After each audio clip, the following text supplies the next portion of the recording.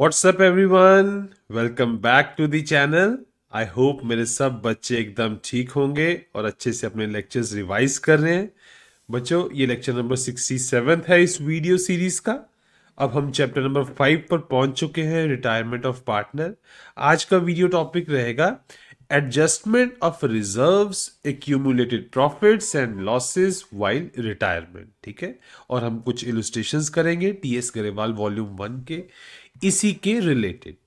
जल्दी से बच्चों अपनी कॉपी पेन निकाल लो। बहुत ही इजी एंड शॉर्ट टॉपिक है ये, आपको बहुत मजा आने वाला है इसमें। जल्दी से आ जाओ और अब शुरू करते हैं।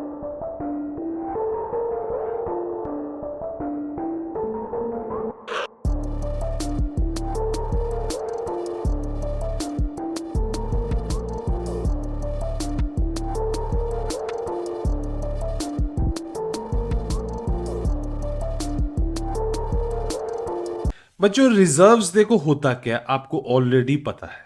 आपको ऑलरेडी पता है। फॉर एग्जाम्पल, मान लो दो पार्टनर्स है ए बी। ठीक है, हुआ ये, इनको मान लो 10 करोड़ का प्रॉफिट हुआ। 10 करोड़ का प्रॉफिट हुआ, इनका 1:1 पीएसआर है। अब 10 करोड़ का प्रॉफिट है तो देखो, इसको 5 करोड़ बढ़ जाता है, इसको 5 करोड़ मिल जाता है। ठीक है, यही होता है सिस्टम। अब कभी कभार ये डिसाइड कर लेते हैं कि यार प्रॉफिट आपस में क्यों बांटना, थोड़ा प्रॉफिट बचा के रख लो, कल को कभी जरूरत पड़ जाती है। कहने का मतलब, ये 10 में से सपोज ये 8 करोड़ ही आपस में लेते हैं। 10 में से ये 8 करोड़ ही आपस में लिया, और 8 करोड़ कैसे कैसे बनेगा बच्चों? 4-4 करोड़। ठीक है, और जो 2 करोड़ था वो इन्होंने डिस्ट्रीब्यूट नहीं करा, इसका इन्होंने रिजर्व बना के रख लिया। ठीक है, कहने का मतलब क्या है, मैं क्या बताना चाहता हूं आपको, कि जो रिजर्व का बैलेंस है ना, वो भी एक तरह से ऐसा प्रॉफिट है जो पहले डिस्ट्रीब्यूट नहीं करा गया था। ए और बी का उस पर राइट है पूरा। कल को मान लो बी रिटायरमेंट ले ले तो उसका राइट तो रिजर्व्स पे रहेगा ना। तो इस वजह से हमें रिजर्व्स डिस्ट्रीब्यूट करने पड़ते हैं। जब भी पीएसआर चेंज हो, रिटायरमेंट हो, रिकॉन्स्टिट्यूशन हो, हमें रिजर्व्स एडजस्ट करने पड़ते हैं। ठीक है, ऑलरेडी आपको पता है बच्चों, रिजर्व्स में एक तो जनरल रिजर्व आता है। General reserve, for example general reserve में 10 लाख पड़ा हुआ है। ठीक है, पीएसआर चेंज हुई, मैं इन्हीं का एग्जांपल लूंगा। ठीक है, तो आपने ये 5-5 लाख रुपया दोनों को कैपिटल अकाउंट में डाल देना आपने। ठीक है, जनरल रिजर्व में मान लो 10 लाख पड़ा हुआ है। तो सपोज वर्कमैन कॉम्पनसेशन रिजर्व है, वर्कमैन कॉम्पनसेशन रिजर्व है, उसमें मान लो 20 लाख पड़ा है। 20 लाख पड़ा है, अब आपको ये पता है कि ये कैसे इसको एडजस्ट करते हैं। 20 लाख पड़ा है तो अगर तो कोई क्लेम नहीं आया तो 10-10 दे दो। ठीक है, अब मान लो अगर 8,000 का, अगर 8 लाख का क्लेम आ गया, सपोज 8 लाख का क्लेम आ गया, तो हम क्या करते हैं, इस 8 लाख को क्लेम अकाउंट में डाल देते हैं। WCR क्लेम अकाउंट में डाल के रख दिया, वो एज अ लाइबिलिटी हमने क्रिएट करके रख ली। ठीक है, ये 8 लाख नहीं देंगे, और जो बचा 12 लाख है वो हम 6-6 लाख दे देंगे इनको। सिंपल, आपने पढ़ रखा ऑलरेडी। अगर क्लेम आ गया बच्चों 20 लाख का ही, 20 लाख का आ गया तो क्या करेंगे बच्चों, इनको सिंपली यहां पे कुछ नहीं जाएगा, हम सारे का सारा क्लेम अकाउंट में 20 लाख डाल के रख लेंगे। अगर क्लेम आ गया बच्चों 25 लाख का, क्लेम आ गया 25 लाख का, तो क्या करेंगे बच्चों, 20 लाख तो ऑलरेडी पड़ा हुआ है, यहां से लेंगे और 5 लाख इनसे चार्ज करेंगे, मतलब 2.5 लाख इनसे निकालेंगे। सिंपल, उस केस में कैपिटल अकाउंट इनका डेबिट होगा बच्चों, और तब हम रीवैल्यूएशन के थ्रू एडजस्टमेंट करेंगे। अच्छा, एक केस और, मान लो WCR में कोई पैसा ही नहीं है, पर क्लेम आ गया 10 लाख का, खर्चा आ गया, तो ये 10 लाख इधर डाल लो। अब WCR में तो कुछ है नहीं है, तो सारे का सारा कैपिटल से ही निकलेगा बच्चों। ठीक है, ये सिंपल, आपको ट्रीटमेंट्स आते हैं सारे, मैंने फिर भी एक बार रिव्यू करा दिए। वैसे ही बच्चों एक रिजर्व और होता है, IFR जिसको बोलते हैं, इन्वेस्टमेंट फ्लक्चुएशन रिजर्व। मान लो उसमें 10 लाख रुपया पड़ा हुआ है। ठीक है, ए और बी है, 1:1 है। अगर आपकी एसेट की वैल्यू मार्केट वैल्यू के बराबर ही रही, मान लो आपने कुछ शेयर्स खरीद रखे थे, लेट्स सपोज शेयर्स खरीदे हुए थे आपने 5 लाख के, उनकी मार्केट वैल्यू भी 5 लाख ही रही, तो कोई चक्कर नहीं है, आईएफआर का पैसा दोनों को आप बांट दो, ये उन्हीं का पैसा है। ए को भी दे दो बच्चों कितना, 5 लाख, बी को भी दे दो 5 लाख। अच्छा, अब 5 लाख के शेयर्स सपोज आपके रह गए 2.5 लाख के, नुकसान हो गया ना, तो हमने क्या करना है, एसेट्स और लाइबिलिटीज को आपको बताया हुआ है बच्चों कि हमने मार्केट वैल्यू पे रिकॉर्ड करना है, तो शेयर्स को हम 2.5 लाख पे लेके आएंगे, तो जो लॉस होगा वो आईएफआर के रिजर्व से निकालेंगे। 2.5 लाख यहां से कंट्रीब्यूट कर देंगे बच्चों, 2.5 लाख यहां से ले लेंगे हम, और जो बाकी का 7.5 लाख बचा वो हम 7.5 लाख/2 इसको दे देंगे, 7.5 लाख/2 मतलब जो लॉस हुआ वो हमने आईएफआर से निकाल लिया, और जो एसेट्स थे बेसिकली उनको मार्केट वैल्यू पे हमने रिकॉर्ड कर लिया। एंट्रीज आपको अच्छे से आती हैं बच्चों। मान लो 5 लाख के शेयर 0 हो गए, खत्म, खल्लास, खल्लास हो गए, तो 10 ये 5 लाख जो नुकसान हुआ है, जो नुकसान हुआ है वो हम आईएफआर से निकालेंगे, वो आईएफआर से निकालेंगे बच्चों, और जो बाकी का 5 लाख बच गया वो 2.5 लाख इनको दे देंगे बच्चों। इस केस में जनरल एंट्रीज आप करते क्या हो बच्चों, बहुत सिंपल है, बहुत सिंपल है।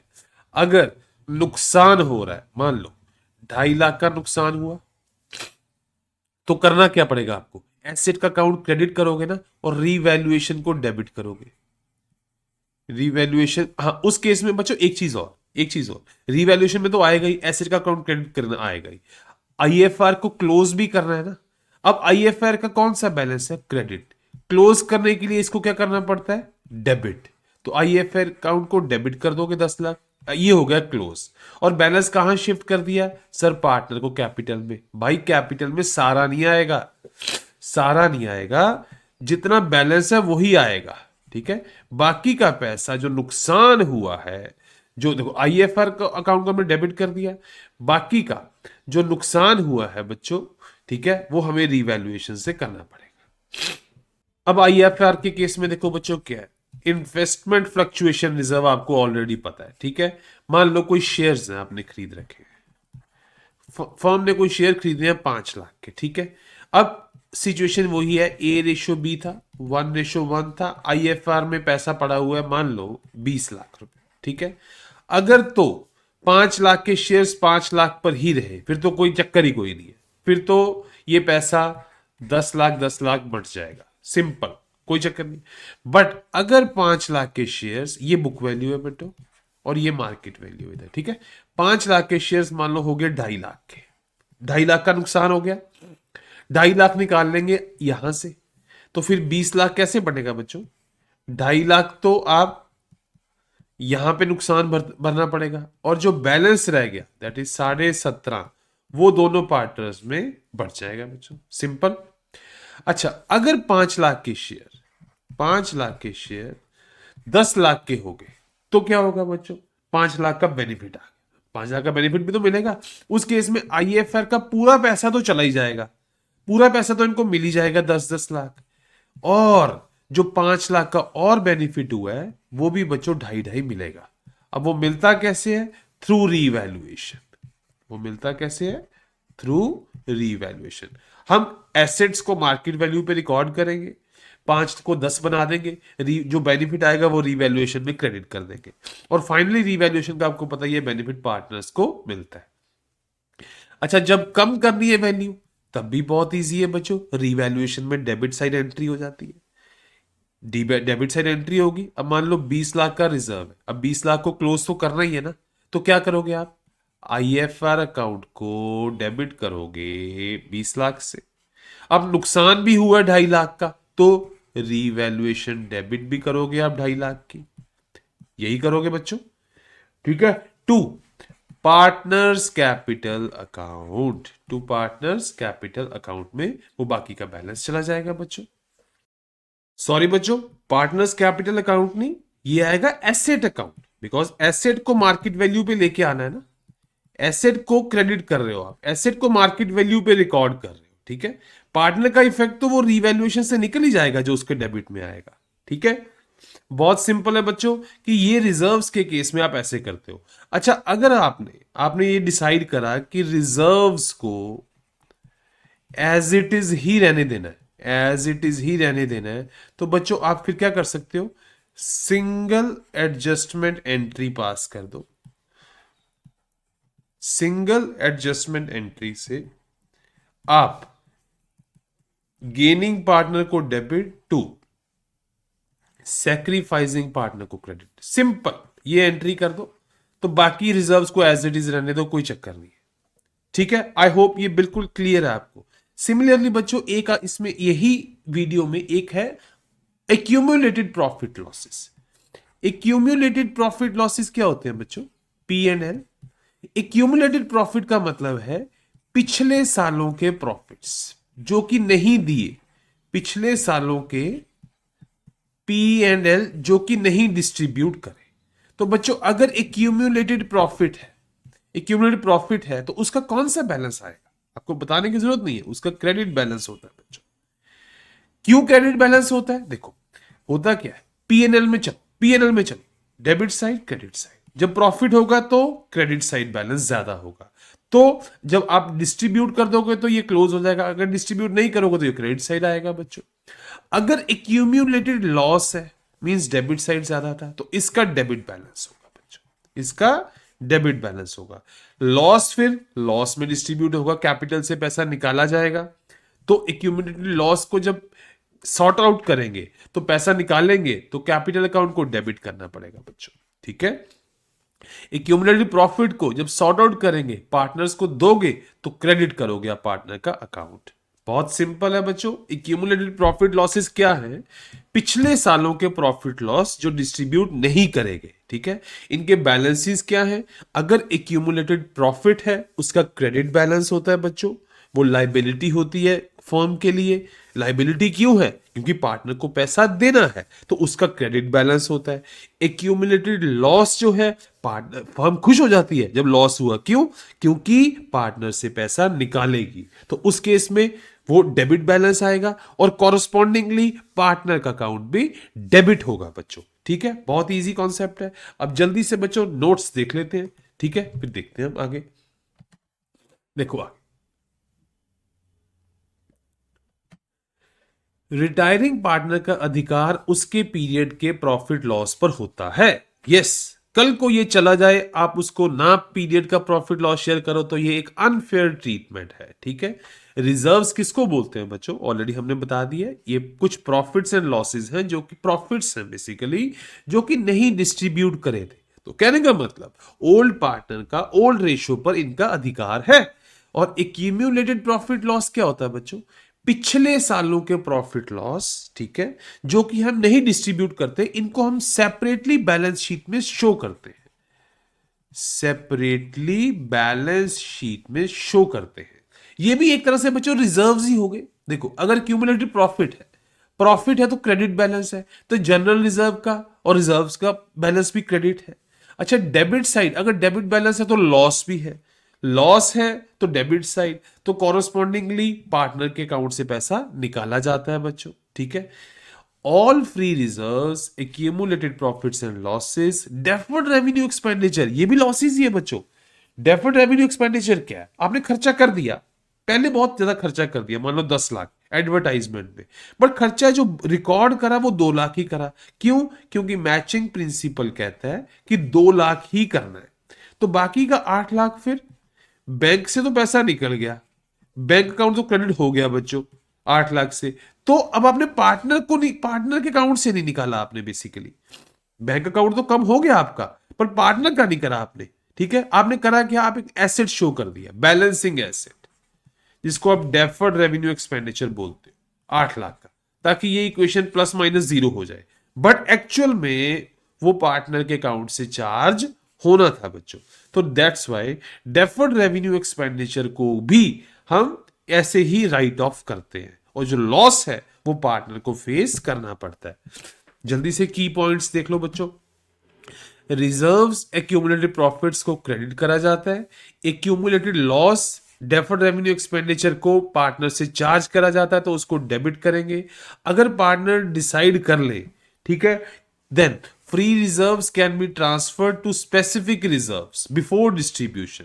कभी कभार पार्टनर के अकाउंट में मान लो जनरल रिजर्व में 10 लाख पड़ा है, रिटायरमेंट के अकॉर्डिंग उन्होंने डिसाइड कर लिया कि 2 लाख वही WCR में डाल दो, कोई चक्कर नहीं है, कोई चक्कर नहीं है, तो फिर आप 8 लाख ही डिस्ट्रीब्यूट करोगे, 2 लाख आप WCR में शो करके रखोगे। ठीक है, अगर क्वेश्चन साइलेंट है तो डिस्ट्रीब्यूट कर दो रिजर्व्स को, profit and loss among all old partners in old PSR। ठीक है, कैपिटल अकाउंट दो तरह से मेंटेन होता है। अगर फिक्स्ड कैपिटल है तो सब एडजस्टमेंट्स करंट अकाउंट में होती हैं बच्चों, कैपिटल को नहीं छेड़ते। अगर फ्लक्चुएटिंग हो तो आपको पता ही है, फिर तो अकाउंट ही एक है। ठीक है, तो जनरल एंट्रीज क्या होगी बच्चों, देखो इनके बैलेंसेस कौन से होते हैं रिजर्व के, क्रेडिट बैलेंस होता है। अब इसको क्लोज करना है तो आप इसको डेबिट करोगे। प्रॉफिट एंड लॉस एक्यूमुलेटेड है, ठीक है, उसका क्रेडिट बैलेंस होगा, क्लोज करोगे डेबिट करोगे। IFR का कौन सा बैलेंस है, क्रेडिट, क्लोज करने के लिए डेबिट करना पड़ेगा। वर्कमैन कॉम्पनसेशन रिजर्व कौन सा बैलेंस है, क्रेडिट, क्लोज करने के लिए डेबिट करना पड़ेगा। और सब ओल्ड पार्टनर्स को हम दे देंगे बच्चों। ठीक है, अगर अब लॉसेस भी तो होंगे, loss, accumulated losses, deferred revenue expenditure, इनके कौन से बैलेंस होंगे, इनके डेबिट बैलेंस होंगे। तो क्लोज करने के लिए इनको क्रेडिट करना पड़ेगा बच्चों, तो पार्टनर का अकाउंट डेबिट होगा, मतलब पार्टनर को लॉस झेलना पड़ेगा। ठीक है, अब एक चीज और है बच्चों, छोटी सी चीज है, during transfer of any balance from one account to another, credit balance always transfer to credit side, debit balance always transfer to debit side. Simple है। देखो क्या कहना चाहता है ये, प्रॉफिट एंड लॉस का डेबिट बैलेंस था, ये डेबिट कहां ट्रांसफर हुआ, कैपिटल अकाउंट के डेबिट साइड में। ठीक है, पिछले केस में रिजर्व्स का क्रेडिट बैलेंस था, ये कहां ट्रांसफर हुआ, पार्टनर के कैपिटल अकाउंट के क्रेडिट साइड में। यही कहना चाहता है कि debit will be transfer to debit, credit will be transfer to credit, यही कहना चाहता है बच्चों ये। ठीक है, एक क्विक रिकैप देख लेते हैं जो हमने ऑलरेडी पढ़ा है। Reserves and accumulated profits credit होते हैं पार्टनर के अकाउंट में, जो लॉसेस हैं वो डेबिट होते हैं बच्चों।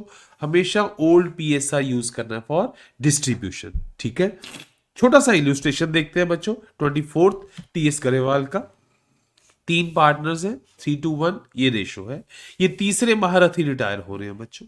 ठीक है, अब जिस टाइम रिटायरमेंट हुआ बैलेंस शीट पे जनरल रिजर्व था 90,000 का, PNL का लॉस था, डेबिट बैलेंस था 15,000 का, EPF तो एक लाइबिलिटी है, ये तो लाइबिलिटी है, हजारों लाइबिलिटीज होंगी बच्चों, हजारों लाइबिलिटीज होगी, कोई ABC प्राइवेट लिमिटेड की कुछ होगी, जब तक इसकी वैल्यू चेंज ना हो हम इसको टच भी नहीं करेंगे। ठीक है, तो WCR में पैसा था 12,000 का। अब pass general entries for the adjustment, individual asset और लाइबिलिटी को बच्चों मार्केट वैल्यू पे हमें लेके आना होता है, आपको ऑलरेडी बताया हुआ है।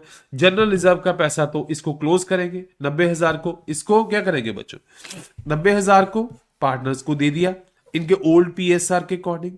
अच्छा, उसके बाद क्या दिया इन्होंने, प्रॉफिट एंड लॉस का 15,000 का डेबिट बैलेंस था, लॉस था तो पार्टनर का अकाउंट डेबिट हुआ बच्चों ओल्ड PSR के अकॉर्डिंग। देखो एक एंट्री और हुई, WCR में पैसा था 12,000 का, वो बेनिफिट मिला बच्चों, एक एंट्री और हुई। अच्छा, इंप्लॉय प्रोविडेंट फंड का सर कुछ एंट्री करोगे, भाई नो एंट्री, क्यों, ये एक लाइबिलिटी है, ये लाइबिलिटी है। अगर ये पता चले कि ये 1,20,000 भाई 1.5 लाख था, एक्चुअल में 1.5 लाख था, तो आप 30,000 की एंट्री बुक करोगे। तब आप क्या करोगे, इसको 1.5 लाख पे लेके आओगे और जो पैसा है वो आप पार्टनर से चार्ज करोगे। बट अभी एज इट इज वैल्यू रही है तो इसकी कोई एंट्री नहीं होगी बच्चों। सिंपल है, क्लियर है, आई होप इसमें कुछ डाउट नहीं है। ठीक है, चलो अब आगे चलते हैं। Adjustment of reserves, accumulated profits, deferred revenue expenditure. Adjustment का मतलब अब क्या है, हमने बुक वैल्यू को चेंज नहीं करना है। ठीक है, बुक वैल्यू को नॉट टू बी चेंज्ड, ये भी है ना एक ऑप्शन, ये भी आ जाती है। तो नॉट टू बी चेंज, तो फिर क्या करना है बच्चों, हमने सिंपल एक एडजस्टमेंट एंट्री पास करनी है, एडजस्टमेंट एंट्री पास करनी है, gaining partner debit to sacrificing partner credit, बस ये कर दोगे, बुक्स को एज इट इज रहने दो। बुक्स को क्यों गंदा करना है यार, जब एक ऑप्शन है, साफ सुथरा मेथड है, वो कर लो। ठीक है, ये भी कर सकते हैं। तो क्या करेंगे, एक नेट इफेक्ट निकालेंगे बच्चों, नेट इफेक्ट कैसे निकलेगा? जो प्रॉफिट्स हैं वो प्लस हो जाएंगे, जो लॉसेस हैं वो माइनस हो जाएंगे, नेट इफेक्ट निकल जाएगा और गेनिंग टू सैक्रिफाइसिंग हम चल पड़ेंगे बच्चों। ठीक है ना? गेन कितना आएगा? New share minus old share. अगर पॉजिटिव है गेन है, नेगेटिव है सैक्रिफाइस, अब वो रेशियो निकालो। तो उसके बाद आप जितना भी नेट इफेक्ट आएगा बच्चों गेनिंग टू सैक्रिफाइसिंग आपने ऑलरेडी बहुत जगह कराई है, गुडविल में करते हो, पीएसआर में करते हो, सब ये आपको बहुत इजी है। ठीक है? तो गेनिंग पार्टनर को कॉम्पनसेट करना पड़ता है सैक्रिफाइसिंग पार्टनर को। गेनिंग का अकाउंट डेबिट, सैक्रिफाइसिंग का क्रेडिट बच्चों। अगर लॉस आएगा तो गेनिंग का उल्टा हो जाता है बच्चों, लॉस आएगा गेनिंग का क्रेडिट होता है, सैक्रिफाइसिंग का डेबिट होता है। सर ऐसा क्यों होता है, एक बार बता दो जरा, लॉस में उल्टा क्यों हो रहा है? भाई मान लो 2 करोड़ का लॉस हुआ, 2 करोड़ का लॉस हुआ मान लो। अब जो एक्चुअल में गेनिंग पार्ट जिसका रेशो बढ़ रहा है, मान लो पहले वो 30% का हकदार था, कल को 90% का हो गया हकदार, पीएसआर चेंज हुआ, तो ये गेनिंग है। तो भाई इसको 60% लॉस भी तो ज्यादा फेस करना पड़ रहा है, लॉस भी तो ज्यादा फेस करना पड़ रहा है, पर फेयर ट्रीटमेंट क्या है फिर?